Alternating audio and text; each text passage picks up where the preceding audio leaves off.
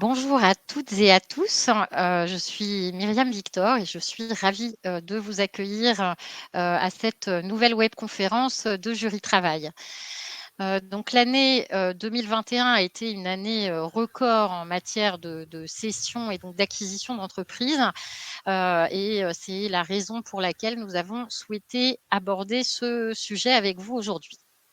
Alors avant d'entamer cette webconférence, quelques mots pour présenter Jury Travail à ceux qui ne nous connaîtraient pas encore. Donc, Jury Travail, c'est le leader de l'information juridique en ligne.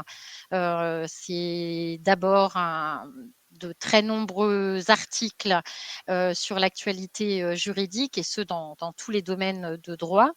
Mais c'est surtout un abonnement qui vous donne accès à une base documentaire très riche qu'on a souhaité rédiger dans un langage assez clair.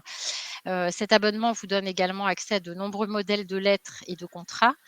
Et enfin, à notre équipe de juristes qui est basée à La Rochelle et qui répondent à vos questions par téléphone. D'ailleurs, à la fin de la webconférence, nous vous communiquerons un lien qui vous permettra de poser votre première question gratuitement à nos juristes et donc de tester ainsi notre service. Alors, Jury Travail, c'est également un réseau d'avocats auquel appartient Maître Blatz, que j'ai le plaisir d'accueillir aujourd'hui. Donc, bonjour à vous, Maître, et merci beaucoup d'être parmi nous. Bonjour Myriam, merci. Bonjour à tous et merci d'être présent. Alors, comme d'habitude, nous avions mis à votre disposition en amont de cette conférence un formulaire vous permettant de nous envoyer vos questions sur notre thématique du jour. Nous les avons transmises à notre invité qui va y répondre donc au cours de cette webconférence qui aura une durée prévue de 45 minutes. Comme d'habitude, quelques jours après cette conférence, vous recevrez par email la vidéo, ce qui vous permettra de revenir sur les propos de Maître Blatz. Si vous souhaitez poser des questions au cours de la webconférence, ma collègue Marine, que je remercie beaucoup d'être là, va vous orienter vers certains contenus de notre site pour vous aider à y répondre. N'hésitez pas, si vous avez besoin de conseils juridiques, n'hésitez pas à contacter donc Maître Blatz, dont vous voyez les coordonnées à l'écran. Je vous les redonnerai également à l'issue de la conférence. Alors, toutes les questions reçues ont été regroupées en 3 thématiques. Donc, tout d'abord, de la préparation de l'acquisition à la rédaction de la lettre d'intention. Nous verrons ensuite une partie consacrée à l'audit jusqu'au closing. Enfin, nous aborderons le cas particulier de l'acquisition d'une entreprise en difficulté. Donc, nous allons commencer par la préparation de l'acquisition. Donc, il est essentiel de prendre le temps de construire son projet de rachat d'entreprise. À quoi faut-il penser à cette étape, Maître ? Oui, alors un petit mot par rapport au titre de la conférence, puisqu'en fait le titre c'est l'acquisition d'entreprise, et je vais en fait beaucoup utiliser le terme cession d'entreprise, qui a en fait un peu un abus de langage, mais c'est comme ça qu'on appelle ce genre de transaction chez les avocats. Mais comprenez que quand je dis cession, c'est la même chose que l'acquisition. Voilà. Pour répondre à votre question, alors je pense que la première étape, c'est d'évaluer ses capacités financières, ce qui paraît somme toute assez logique. D'une part, c'est les apports personnels de la société qui veut se porter acquéreur, mais également en fait les possibilités de faire appel à des emprunts bancaires et à lever des fonds auprès d'autres investisseurs publics ou privés, ce qui est particulièrement important. Je pense par exemple c'est particulièrement important pour les salariés, puisque depuis la loi Hamon, ils bénéficient d'un certain nombre d'avantages d'exonération fiscale dans le cadre des MBO. c'est le management buyout, qui permet aux salariés, ou au moins une partie des salariés au minimum, de racheter leur société en créant une société holding qui, en fait, sera exonérée d'impôts sur les dividendes que cette société holding recevra de la société qui a été acquise. Donc voilà, ça fonctionne aussi pour les salariés.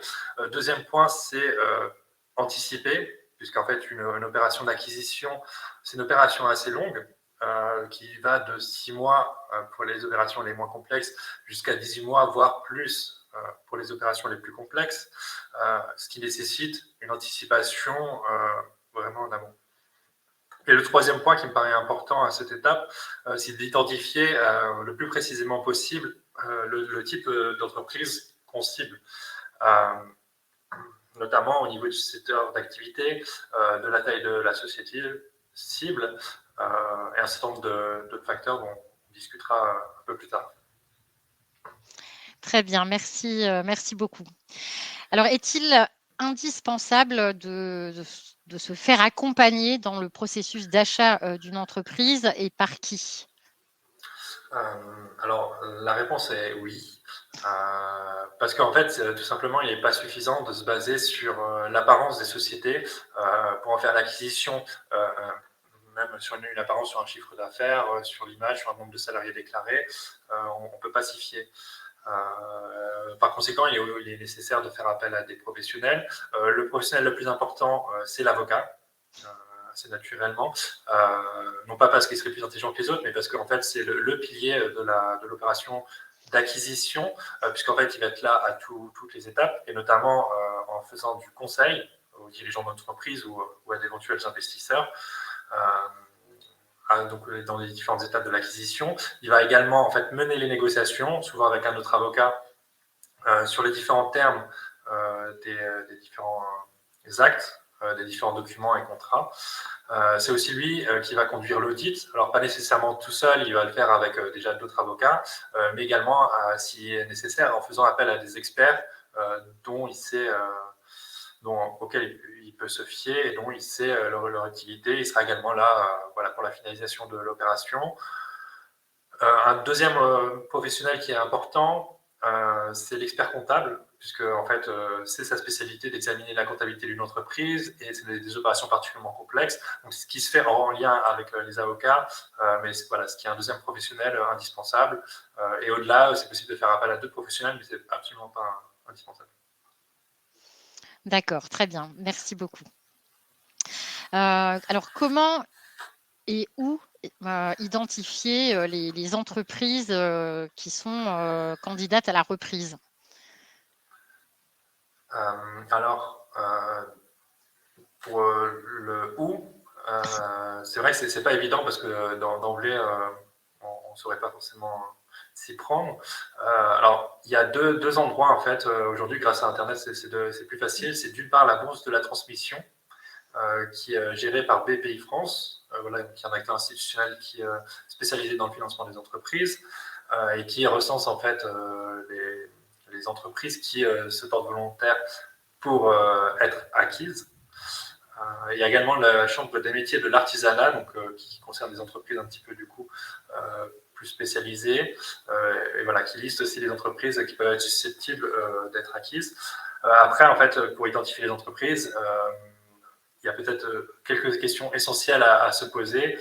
Je parlais avant d'identifier le secteur d'activité. Il y a également la question de la taille des sociétés, puisqu'il n'y a pas de seuil officiel, mais on peut décliner ça entre les sociétés qui ont moins de 50 salariés, donc les PME, les sociétés entre 50 et 250 salariés, qui sont des petites moyennes entreprises, et les sociétés qui font de plus de 250 salariés, voilà, qui sont des plus grosses entreprises, et bien sûr des entreprises qui ont des milliers d'employés, mais ça c'est plus rare. Et également se poser la question de la santé financière de la société. Est-ce qu'on recherche une société extrêmement rentable ou alors au contraire une société qui sera en difficulté, qu'on souhaiterait redresser, voilà. Et bon, après, il y a d'autres questions un peu presque secondaires, comme est-ce que la société a pour client des consommateurs ou des professionnels, puisque c'est aussi ça joue sur beaucoup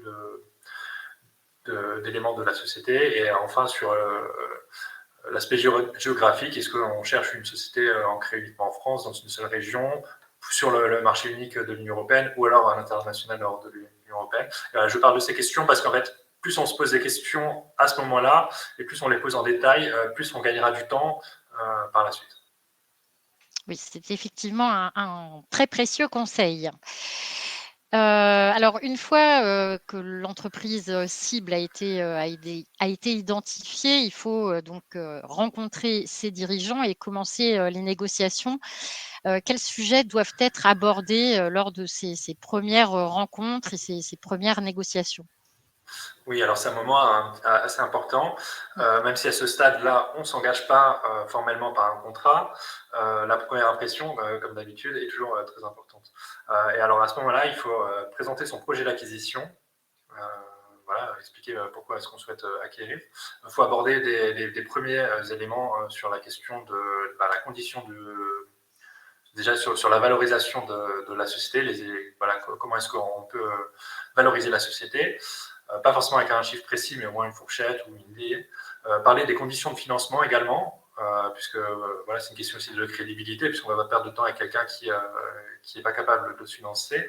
Également avec la question des garanties, puisque si on fait appel à un emprunt bancaire, il faut souvent avoir des garanties. Voilà.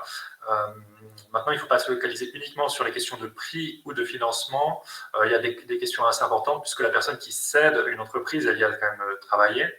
Voilà, que ce soit ses dirigeants, ses actionnaires, ses salariés.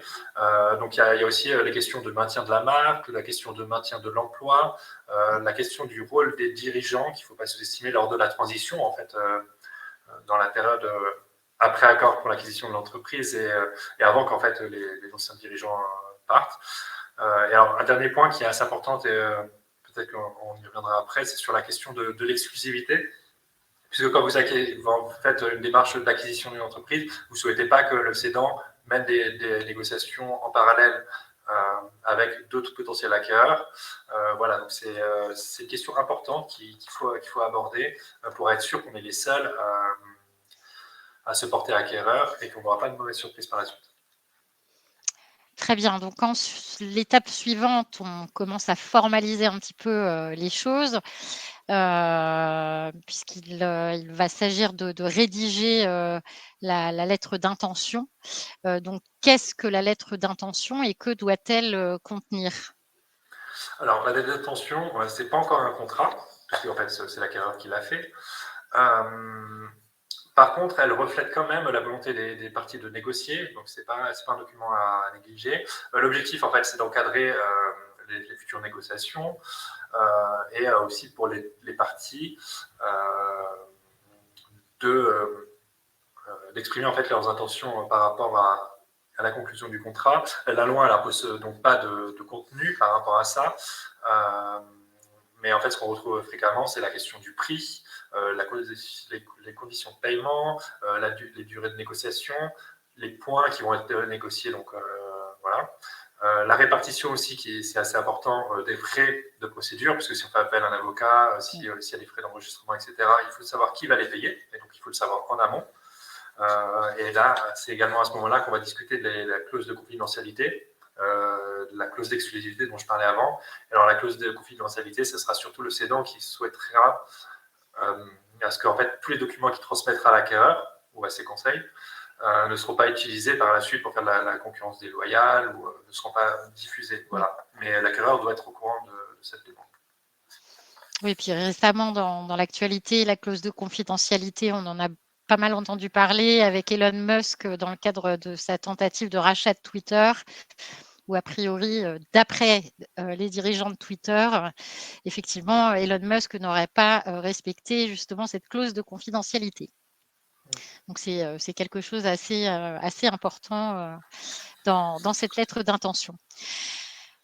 Alors parlons maintenant du montage, juridique et financier de la reprise. À quoi faut-il penser? Qu'est-ce qui est vraiment, le plus important à vos yeux, à ce stade? Alors, concernant cet élément, le plus important, à mon sens, c'est sur la question du recours à un emprunt bancaire, puisque c'est souvent effectué, en plus des apports initiaux. Et à ce moment-là, le montage le plus utilisé, c'est la création en fait d'une holding ou d'une en français d'une société faîtière, en fait, qui va contracter un emprunt qui permettra d'acquérir la société, qui deviendra une filiale de la holding. Alors vous me direz pourquoi est-ce qu'on n'acquiert pas la société directement par sa propre société. C'est en fait pour deux raisons. La première, c'est que les intérêts du prêt seront remboursés par les dividendes qui seront versés par la société FI, donc ce qui est une garantie intéressante pour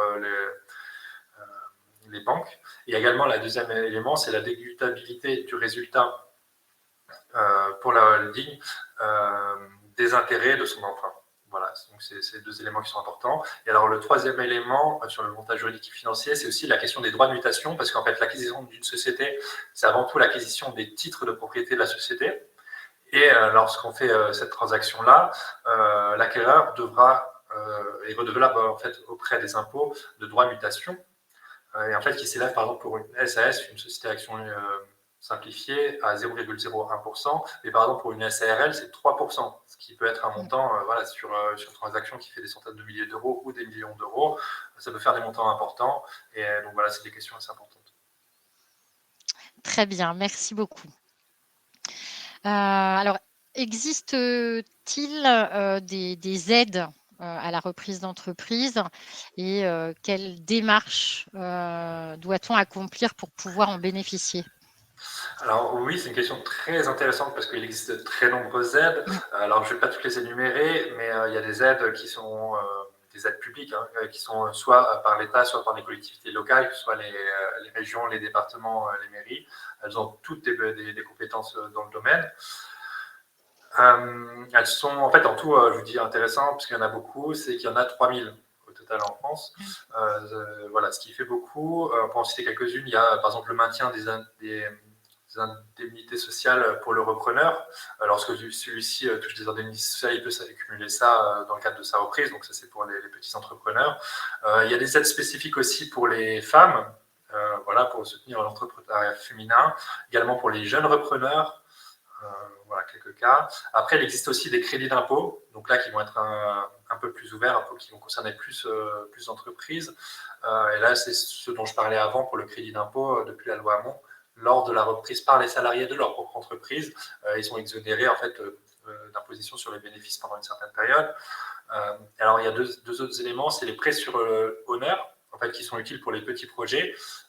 Mais ce n'est pas forcément extrêmement connu, donc c'est intéressant, sur des projets de rachat de jusqu'à 50 000 euros, en fait, qui permettent, qui sont des prêts sans caution, sans garantie, mais qui permettent par la suite d'obtenir des prêts plus importants, donc qui sont des ouvertures sur des financements bancaires. Et la dernière, c'est en fait, alors c'est pas vraiment une aide, mais c'est les investissements par les investisseurs publics, je parlais de BPI France avant, qui proposent des financements à des taux beaucoup plus intéressants que les investisseurs privés. Voilà. D'accord, très bien. Merci beaucoup. Alors, nous allons aborder maintenant donc l'audit de l'entreprise, une phase ô combien importante. Et sur quoi porte-t-il précisément? Et l'audit d'entreprise, est-ce bien la même chose que ce qu'on appelle, ce qu'appellent due diligence nos amis anglo-saxons? Oui, alors on aime bien utiliser dans le domaine du droit des affaires, du droit des acquisitions, des termes anglais, mais c'est exactement la même chose, un audit et des due diligence. Et moi, je préfère utiliser le terme audit, puisque en fait, on se base dans le cadre légal français et européen, du coup, c'est plus clair. Voilà, et alors sur quoi porte l'audit, il y a plusieurs éléments. Donc en fait, c'est une phase très importante, puisqu'on va examiner de fond en comble la société qu'on va acquérir. Et alors les trois aspects les plus importants, c'est d'une part la question de la gouvernance de la société, le droit des sociétés, donc c'est un audit à lui seul. Le droit social, qui lui est également très important, et la question de la fiscalité. Donc en fait, c'est les trois composantes, si vous voulez, de l'audit d'acquisition. Et ça, en fait, c'est commun à toutes les sociétés. Après, pour certaines sociétés qui sont plus spécialisées, on va rajouter des composantes en droit de la propriété intellectuelle, en droit de l'environnement, enfin, de manière générale sur toutes les questions environnementales qui peuvent présenter un risque juridique pour la société, un audit des sous-traitants également, voilà, s'il y a beaucoup de sous-traitants. C'est des domaines plus spécialisée. Alors, simplement pour préciser un petit peu, la question de la gouvernance et droit des sociétés, c'est notamment vérifier s'il y a bien eu des approbations des comptes, s'il y a eu la réunion des assemblées générales et des organes sociaux de la société, si les dirigeants ont bien été nommés, parce que s'ils ne l'ont pas été, leurs actes peuvent être mis en cause, et ça peut présenter des conséquences importantes pour la société. Pareil pour la question sociale, le droit social, c'est tout ce qui est contrat de travail, d'éventuels licenciements qui auraient été effectués à tort pour l'entreprise, de non-paiement de salaire, d'indemnité salariale, de primes, ou même de cotisations sociales, puisqu'en fait tout ça, ça présente des risques pour la société, donc pour l'accueil. Et la fiscalité, bon, bah, c'est un peu plus simple, c'est est-ce qu'il y a eu un paiement des impôts, est-ce que la société est exposée à des futurs redressements. Et donc l'objectif de cet audit et de ces différents aspects d'audit, c'est d'évaluer les risques de litige, en fait, qui ont pour conséquence s'il y a des risques de litige qui sont identifiés, ça va être pour la société soit en fait de provisionner, donc la société cible, soit de provisionner un certain montant pour répondre à ces risques, soit en fait de faire baisser le prix de vente, dans le cas où c'est possible. Et bien entendu, en cas de très gros problèmes, on peut arriver à l'annulation totalement de la cession à l'issue de cet audit. Très bien, merci. Effectivement, il faut être vraiment très vigilant, y compris sur des paiements de droits. Je pense notamment à un grand groupe qui avait fait l'acquisition d'une radio, qui ne reversait jamais de droits de diffusion aux maisons de disques, qui se sont vus attaquer par les maisons de disques, et le repreneur a eu quelques mauvaises surprises à ce moment-là. Donc, il faut être vraiment très vigilant sur tous les points. Donc cet audit va permettre également d'évaluer un peu la valeur de l'entreprise. Comment évalue-t-on donc c'est la valeur d'une entreprise? Et autre question, doit-on forcément rédiger une GAP? Donc il s'agit d'une garantie d'actifs et de passifs. Et que doit contenir cette GAP? Alors, c'est deux questions en une et qui sont Oui. très importantes, parce qu'en effet, évaluer la valeur d'une entreprise, c'est fondamental, puisque c'est le prix qu'on va payer. Alors, malheureusement, il n'existe pas de technique unique pour évaluer une entreprise, donc ce qui complique la chose, puisque s'il n'y a pas de technique unique, comment est-ce qu'on définit le prix? Ça va être la combinaison de plusieurs techniques qui vont être employées. La première, c'est on prend l'actif net de l'entreprise pour tenter d'évaluer sa valeur. La deuxième, en fait, c'est sur le bénéfice de l'entreprise et son résultat, ce qui est basé sur l'excédent brut d'exploitation qui est dégagé par l'entreprise. On peut également, en fait, une dernière technique qui est la comparaison en fait, d'une entreprise avec des entreprises dans un même secteur d'activité, mais ce qui est en fait une technique un petit peu moins précise, dans la mesure où en fait, deux entreprises, même dans un même secteur d'activité, ne se ressemblent pas forcément. Voilà. Mais en combinant ces différents éléments, on arrive à un prix, ou au moins une fourchette de prix qui permettra après de négocier plus précisément le prix. Voilà. Et alors sur la question de la garantie d'actifs et de passifs, alors c'est quelque chose qui est absolument fondamental dans toute cession, dans toute acquisition de société. Puisqu'en fait, la garantie d'actifs et de passifs, elle vise à indemniser tout simplement l'acquéreur pour les fautes qui sont faites par le cédant avant l'acquisition, donc qui ne sont pas la responsabilité de l'acquéreur, mais en fait dont le dommage et dont le coût apparaît uniquement après la cession. Donc si vous ne faites pas de garantie d'actifs et de passifs, vous pouvez subir en fait tous les comportements du cédant, donc vous n'êtes absolument pas responsable, dont vous n'avez pas forcément connaissance au moment où vous avez acquis, mais vous en supportez le coût au final. Donc voilà, c'est extrêmement important. Et alors dedans, on va envisager tout ce qui est futur litige, donc né de faits antérieurs à la cession, de créances impayées, de redressement, d'un éventuel redressement fiscal, encore une fois pour des fautes avant la cession. Et alors sur la forme, une GAP, ça peut prendre deux formes. C'est soit une clause en fait dans le contrat de cession, mais alors là c'est vraiment si c'est une cession pas très complexe et donc on n'anticipe pas avant le problème. Mais de manière générale, en fait, ce sera un contrat à part entière alors qui sera annexé finalement au contrat de cession, au protocole d'accord de cession. Mais en fait, qui est un document à lui seul et qui en fait l'âpre de beaucoup de négociations. Ça va être principalement entre les avocats, bien sûr en lien avec l'acquéreur, mais ça va souvent porter sur des thèmes assez techniques, assez juridiques, qu'il faut bien définir, et ça demande beaucoup de travail d'anticipation et de définition. Très bien, merci. Alors passons donc maintenant à la rédaction du protocole d'accord de cession. Que doit-il comporter et sur quel point être vigilant, encore une fois? Alors, si on en arrive à la rédaction du protocole d'accord de cession, c'est qu'on a déjà fait une grosse partie du travail, puisqu'on a passé les audits, les premières négociations. Donc, c'est qu'on est maintenant dans une décision du cédant et de l'acquéreur pour procéder à la transaction. Donc, en fait, cet accord, c'est un contrat qui est signé par les deux parties, ou plus éventuellement, mais en tout cas par le cédant et l'acquéreur. Ça a force obligatoire pour les parties, elles ne peuvent plus se dégager du contrat.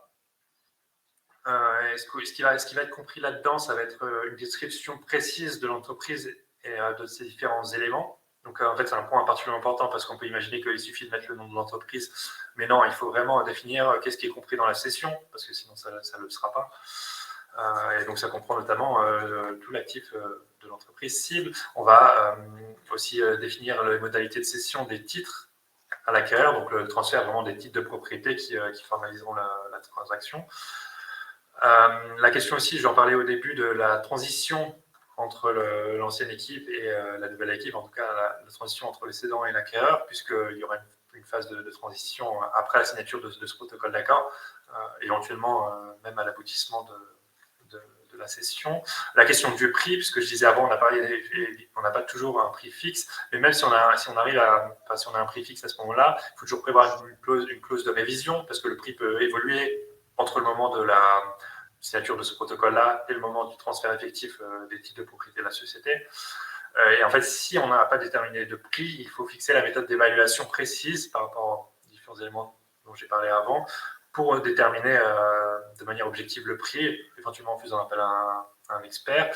Et on va également parler dans ce protocole d'accord de tout ce qui est le calendrier de cession, la date de cession finale, les méthodes de paiement, du prix d'acquisition, parce que c'est des choses importantes, parce que c'est des montants importants. Ce qu'on va également avoir, on va avoir le montant des pénalités en cas de retrait, puisqu'en fait, c'est un contrat et la force obligatoire entre les parties. Mais il faut prévoir des pénalités pour dissuader en fait, les parties de se retirer, ou alors d'indemniser suffisamment la partie qui ne s'est pas retirée. Un point extrêmement important, c'est les conditions suspensives. Puisqu'en fait, les conditions suspensives, comme elles portent leur nom, si elles ne sont pas satisfaites, elles suspendent et même elles annulent l'acquisition, et on passe principalement à la question de l'obtention du financement par l'acquéreur. Ça va être surtout ça. On peut également, à ce moment-là, encore ajouter la question de la réalisation d'un audit comptable, pour s'assurer notamment de la question de la rentabilité de la société, que les chiffres soient bons, si on ne l'a pas fait avant. Voilà, et après, il peut y avoir des engagements divers, tels que demander simplement aux cédants de ne pas prendre de décisions stratégiques trop importantes, par exemple en termes d'investissement ou en termes d'augmentation de la masse salariale, pour qu'il n'y ait pas un emploi trop important de personnes, ou bien de licenciement tout simplement. Et enfin, un dernier élément, c'est la clause d'attribution de juridiction. Ça peut paraître secondaire, mais ça permet en fait de prévoir à l'avance la juridiction qui sera compétente pour trancher les litiges sur le contrat. Et ça peut varier, voilà. Et en fait, bien entendu, à ce protocole d'accord, on va annexer tous les documents justificatifs nécessaires, par exemple les contrats de travail, les comptes, l'état des hypothèques et amortissements, la méthode dont je parlais d'avant d'évaluation des prix, la méthode d'évaluation des stocks. Voilà, c'est tout ça qui doit apparaître soit dans le protocole, soit dans les annexes. Donc, c'est un document effectivement très complet et qu'il faut particulièrement soigner. Alors, certains représentants du personnel sont aujourd'hui présents parmi nous, donc parce qu'ils ont aussi un rôle à jouer un petit peu dans le cadre de ce processus d'acquisition. Ils doivent être informés et consultés. Et donc, à quel moment doit-on informer et consulter les instances représentatives représentative du personnel. Y a-t-il un ordre à respecter? Est-ce qu'on doit d'abord consulter le CSE de l'entreprise qui va être achetée ou est-ce que l'ordre est totalement indifférent? Et enfin, une dernière question liée à ces instances, est-ce que le CSE de l'entreprise cédée peut-il être amené à disparaître à la suite de la cession? D'accord, donc encore plusieurs questions Oui. en même temps, mais en fait qui sont en effet très intéressantes et très importantes dans le cadre de l'acquisition, puisque le CSE il est informé et il est consulté pour toutes les modifications importantes dans la structure d'une entreprise, donc de l'entreprise cédée par exemple. Et en fait, l'acquisition d'une entreprise, c'est un changement de structure important. Et en fait, bien sûr, cette consultation, elle doit intervenir avant l'acquisition et avec les informations suffisantes sur la procédure. Il doit notamment être laissé en fait un délai suffisant pour consulter ces documents. On ne peut pas leur donner ces documents et leur dire qu'ils ont le même délai, par exemple, que pour se prononcer sur les décisions ordinaires, qui sont de 1 ou 2 mois. Voilà, donc il faut vraiment qu'il y ait suffisamment de temps pour étudier tous les documents qui vont être donnés. Sur la question de l'ordre entre est-ce que c'est le CSE, les représentants, en fait, c'était ça, c'était les représentants du personnel de l'entreprise cédée ou de l'entreprise acquisitrice, donc la loi ne dit rien là-dessus. Donc c'est plutôt une question de logique, ce qui semble plus logique de demander aux représentants du personnel de l'entreprise cédée, tout simplement parce que il y a les modifications pour les salariés sont souvent les plus importantes pour l'entreprise cédée, puisqu'on peut penser que l'entreprise qui fait l'acquisition, elle va projeter des mutualisations de certains départements, certains services de l'entreprise qui va être intégrée. On peut penser à des fermetures de sites, on peut penser à des changements de conditions de travail ou de rémunération, donc voilà, ce qui est des choses très importantes pour le CD. Mais ça peut également être des choses positives, des perspectives d'embauche, d'augmentation de rémunération, d'amélioration des conditions de travail, de pérennisation de l'activité ou du développement de l'activité, si les conditions peuvent être plus intéressantes dans l'entreprise qui fait l'acquisition. Et donc, dans un second temps, les représentants du personnel de l'entreprise qui fait l'acquisition pourraient se prononcer.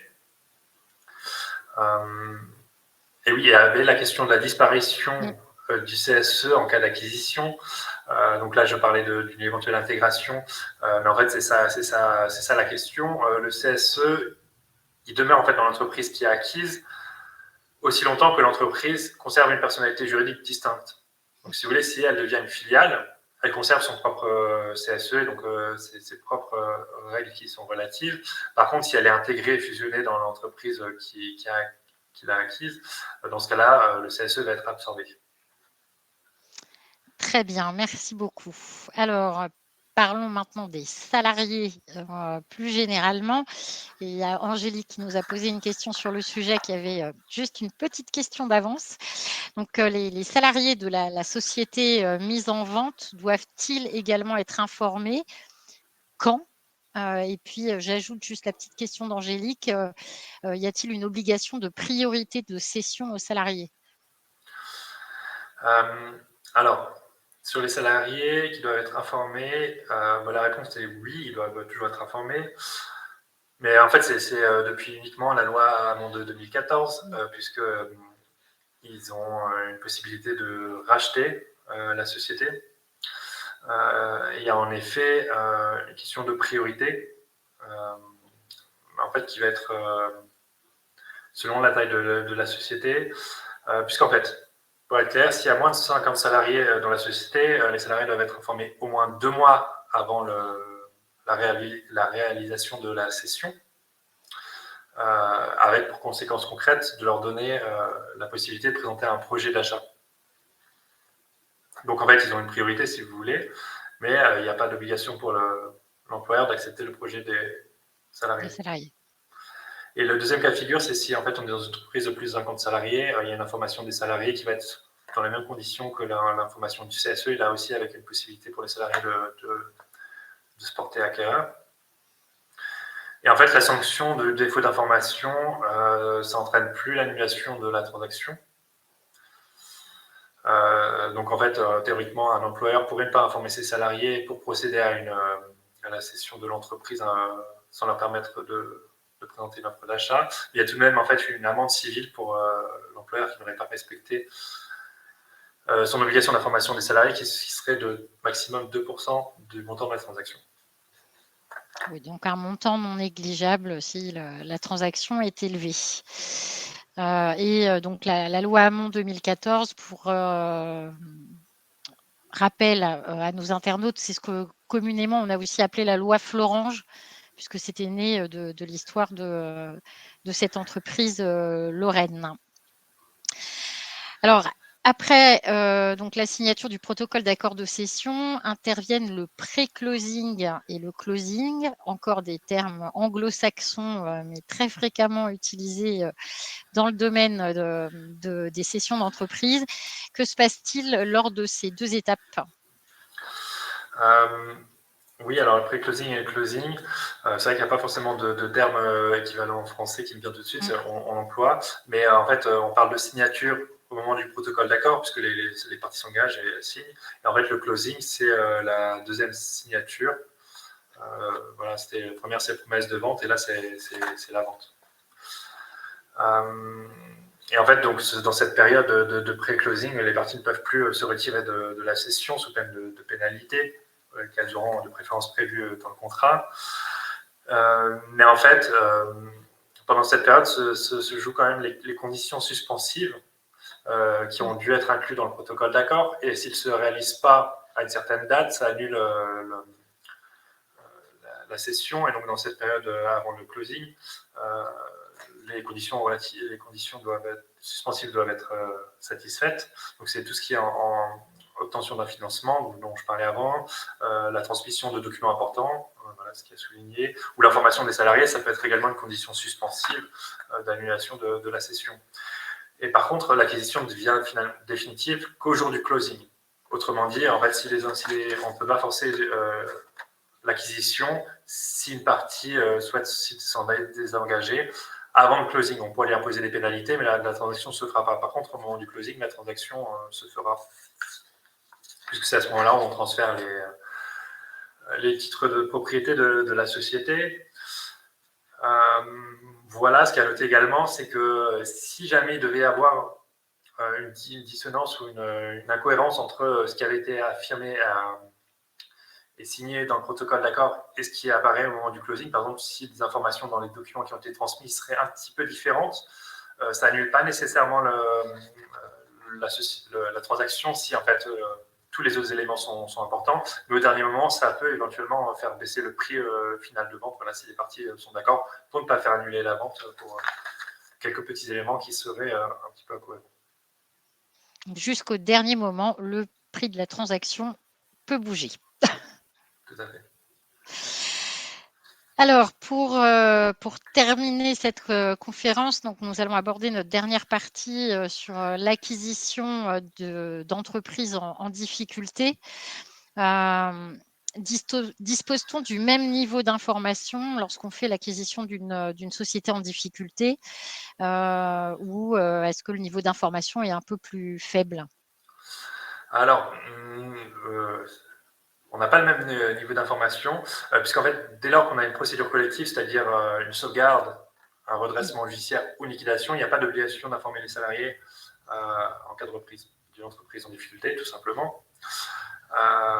Voilà, sachant que ça reste tout de même un sujet sensible pour l'acquéreur, puisque souvent une acquisition d'une entreprise en difficulté, ça signifie qu'il faut redresser cette société et donc augmenter son chiffre d'affaires, ses revenus. Et le moyen le plus simple souvent, c'est de faire baisser la masse salariale. Donc il y a souvent des questions de licenciement.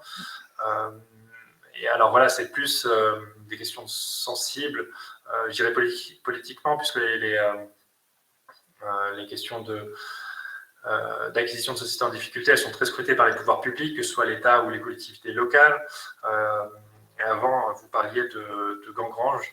C'était l'exemple, c'était ça remonte maintenant à quelques années, mais c'était en 2012, un projet de cession voilà, qui était très scruté par les pouvoirs publics et qui avait failli entraîner la nationalisation du site.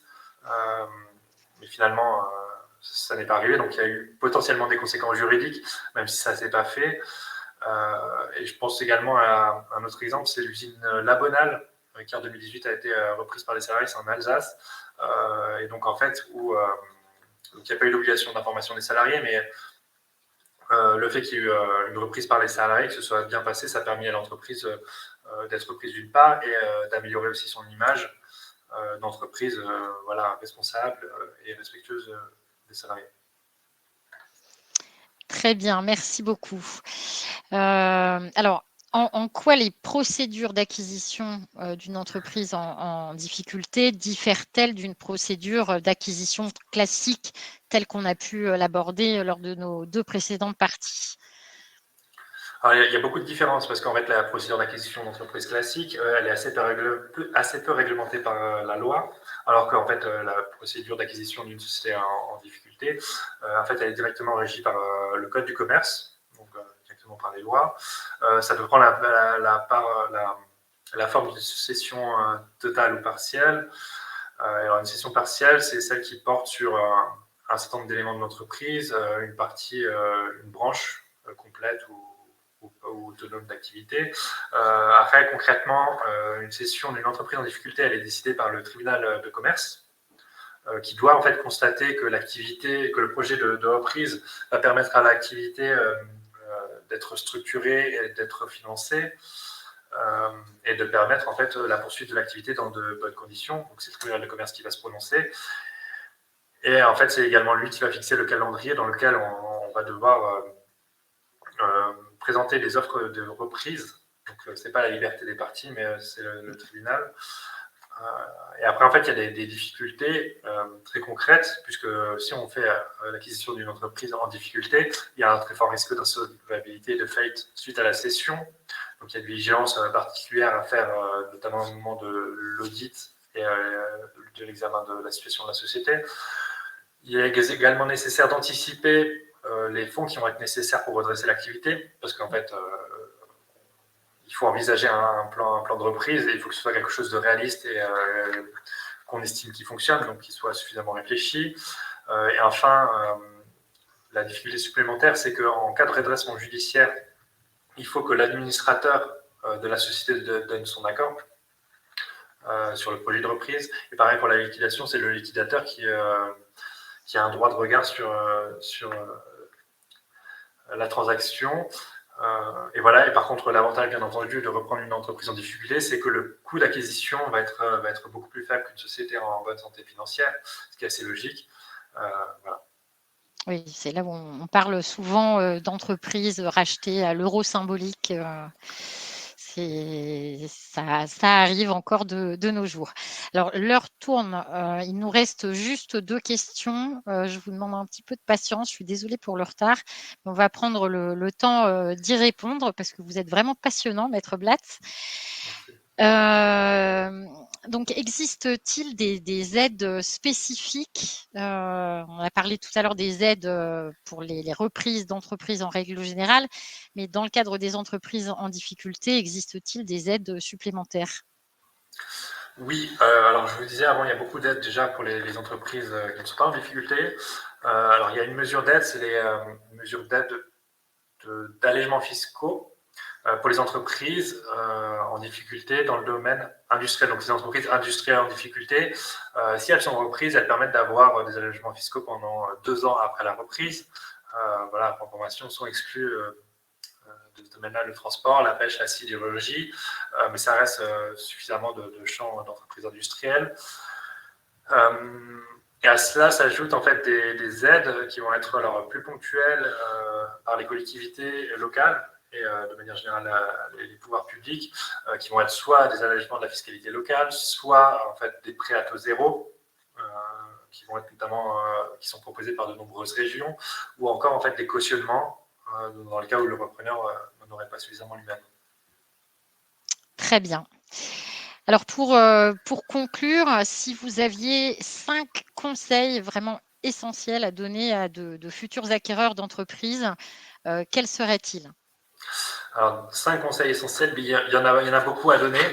Celui que j'ai donné en introduction, c'est sur la question de l'anticipation.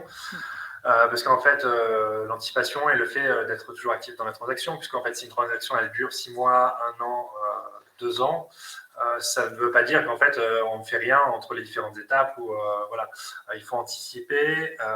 Il faut penser notamment à ce que l'entreprise cédée mette en place des mesures qui seront demandées en fait par l'acquéreur et nécessaires pour procéder à la transaction. Il faut aussi penser à tout ce qui va être la période de transition une fois que le protocole d'accord est signé, quels changements on veut faire et bien entendu prévoir et anticiper les changements qui vont être faits au moment du closing, puisque c'est à ce moment-là où en fait la nouvelle équipe ou l'acquéreur va prendre possession vraiment de la société, donc c'est à ce moment-là où il devra tout de suite être prêt à continuer l'activité. Deuxième élément qui est vraiment important et qui est essentiel, c'est de ne pas négliger les salariés et les représentants du personnel. En fait, pour trois raisons je dirais évidentes, mais en tout cas voilà, qui doit importante, c'est le fait d'éviter de futurs litiges avec ses représentants du salarié.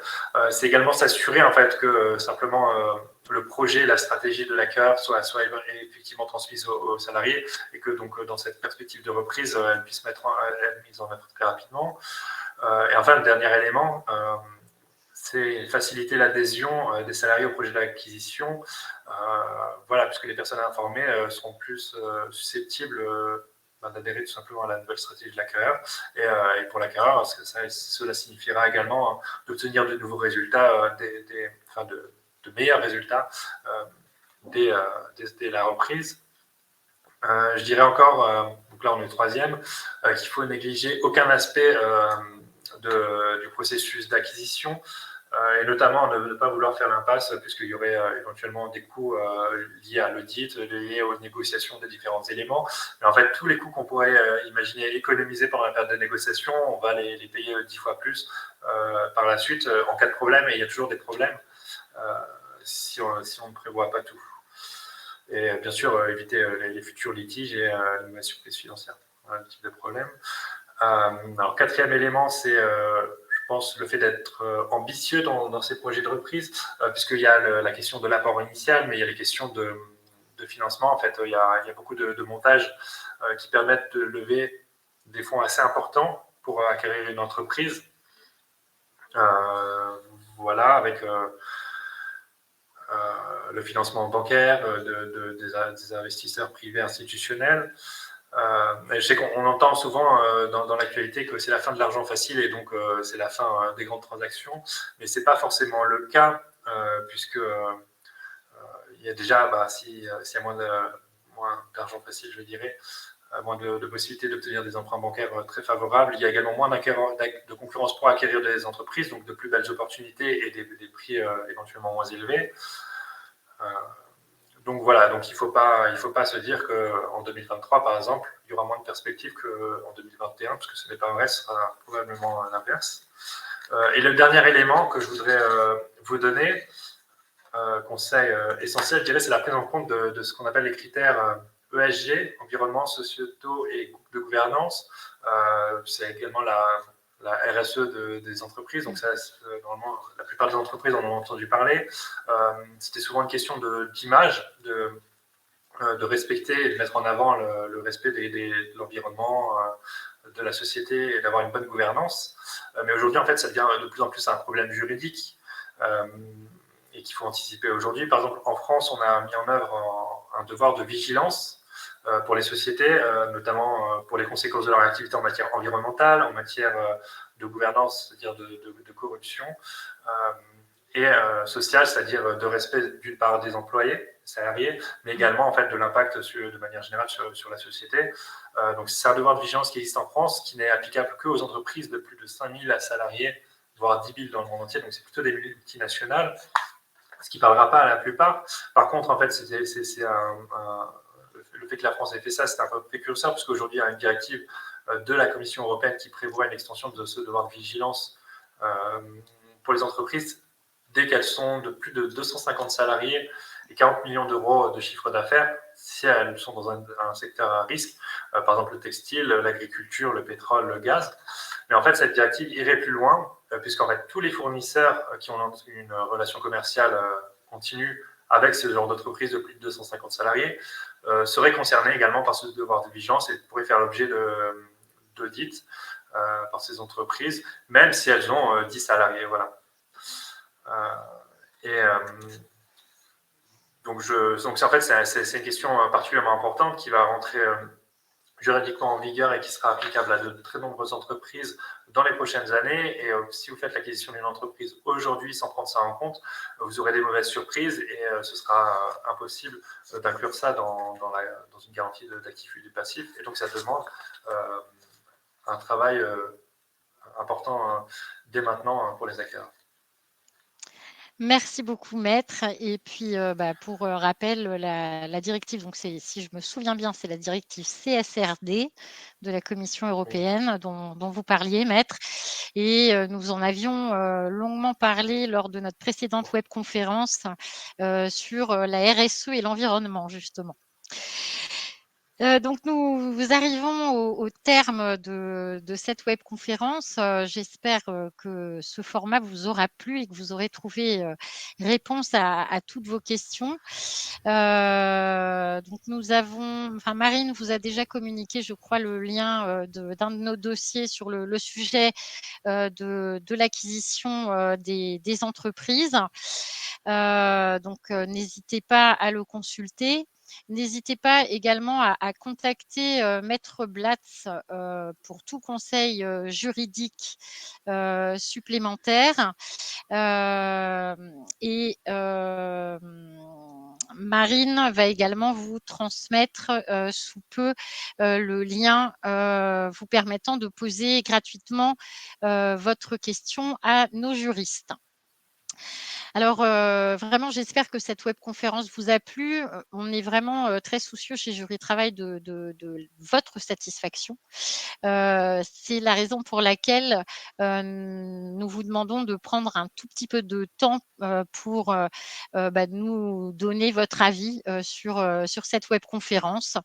Donc, n'hésitez pas à, cliquer sur le lien que vous transmet Marine en ce moment. Enfin, je vous donne rendez-vous pour notre prochaine webconférence qui aura lieu le 7 juillet. Ça sera la dernière webconférence donc avant la rentrée du mois de septembre. Et nous traiterons d'un sujet radicalement différent puisqu'il s'agira de parler des procédures de licenciement.